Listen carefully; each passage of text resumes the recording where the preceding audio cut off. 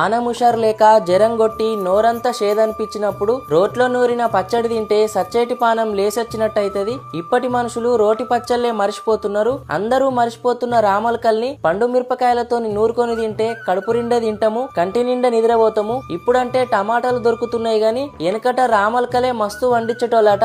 రామలకలు చిన్న గోటీలు లెక్కుండి మస్తు పుల్లగుంటాయి. కూర వేసుకుంటే ఎంతో కమ్మగుంటది. కూరనే కాకుండా రామలకల చారు వేసుకోవచ్చు. రామలకలతోని రోటి పచ్చడి కూడా వేసుకోవచ్చు.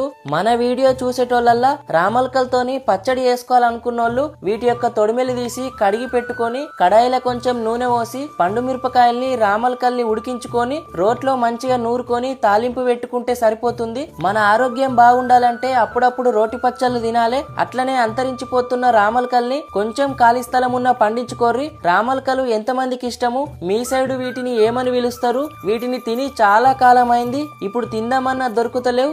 మిస్ అయిపోతున్నాం అన్న వాళ్ళు ఎంతమంది ఉన్నారో కామెంట్ చేయుర్రి. రామలకలతో చేసే రోటి పచ్చడి చాలా మందికి తెలియదు. ఈ వీడియోని షేర్ చేయుర్రి, చాలా మందికి ఉపయోగపడుతుంది. వీడియో నచ్చితే లైక్ చేయుర్రి. మరిన్ని మంచి వీడియోల కోసం మన పేజ్ ని ఫాలో చేయుర్రి. Thank you for watching.